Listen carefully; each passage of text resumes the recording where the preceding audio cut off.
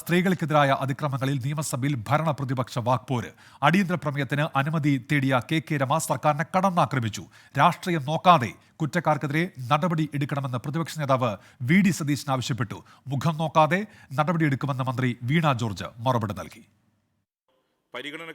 സ്ത്രീകൾക്കും കുട്ടികൾക്കുമെതിരെ വർദ്ധിച്ചു വരുന്ന അതിക്രമങ്ങളിൽ സർക്കാർ ഒന്നും ചെയ്യുന്നില്ലെന്ന് പ്രതിപക്ഷം കുറ്റപ്പെടുത്തി.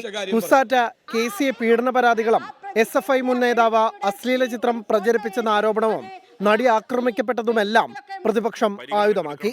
ഇരയ്ക്കൊപ്പം നിൽക്കുന്നുവെന്ന് പറയുകയും വേട്ടക്കാരനൊപ്പം കുതിക്കുകയും ചെയ്യുന്ന സർക്കാരെന്ന അടിയന്തര പ്രമേയത്തിന് അനുമതി തേടിയ കെ രമ MLA. വളരെ ഗുരുതരമാണ് സർ ഈ കേരളത്തിൽ സ്ത്രീകൾക്ക് നേരെ നടക്കുന്ന അതിക്രമങ്ങൾ. ഇരയ്ക്കൊപ്പം നിൽക്കുകയും എന്ന് പറയുന്നത് വേട്ടക്കാരനൊപ്പം കിതക്കുകയും ചെയ്യാണ് സർ ഈ സർക്കാർ. അതാണ് ഈ സർക്കാർ പെൺകുട്ടികൾക്ക് നേരെ നടക്കുന്നത്. മുഖ്യമന്ത്രിക്ക് പകരം കെ രമയുടെ നോട്ടീസിന് മറുപടി നൽകിയത് ആരോഗ്യമന്ത്രി വീണ ജോർജ്. കുറ്റക്കാർക്കെതിരെ മുഖം നോക്കാതെ നടപടിയെടുക്കുമെന്ന് മന്ത്രി പറഞ്ഞു. സ്ത്രീകളെ ആക്ഷേപിക്കുന്ന സൈബർ സംഘങ്ങളെ കോൺഗ്രസ് സംരക്ഷിക്കുകയാണെന്ന ആരോപണം. ശാസ്ത്രീയവും പഴുതടച്ചതുമായ അന്വേഷണമാണ് പോലീസ് നടത്തുന്നത്.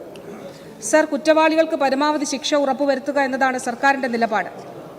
ആരോഗ്യമന്ത്രിയോട് മറുപടി തള്ളിയ പ്രതിപക്ഷ നേതാവ് VD. Satheesan CPIM, SFI, DYFI പ്രവർത്തകർ ഉൾപ്പെട്ട കേസുകൾ സഭയിൽ ഉന്നയിച്ചു. കാപ്പാപ്രതിയെ മാലയിട്ട് സ്വീകരിച്ച മന്ത്രിയാണ് സഭയിൽ മറുപടി പറഞ്ഞതെന്ന പരിഹാസം. കോഴിക്കോട് മെഡിക്കൽ കോളേജ് പീഡന കേസിൽ അതിജീവിതയ്ക്കൊപ്പം നിന്ന നഴ്സിനെ സ്ഥലം മാറ്റിയ ആളാണ് ആരോഗ്യമന്ത്രിയെന്നും വി.ഡി. സതീശൻ കുറ്റപ്പെടുത്തി.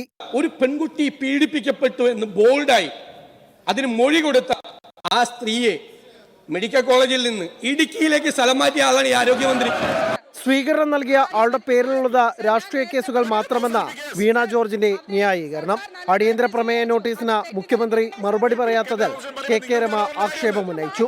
സ്പീക്കർ അനുമതി നിഷേധിച്ചതിൽ പ്രതിഷേധിച്ച പ്രതിപക്ഷം സഭയിൽ നിന്ന് ഇറങ്ങിപ്പോയി. 24 തിരുവനന്തപുരം.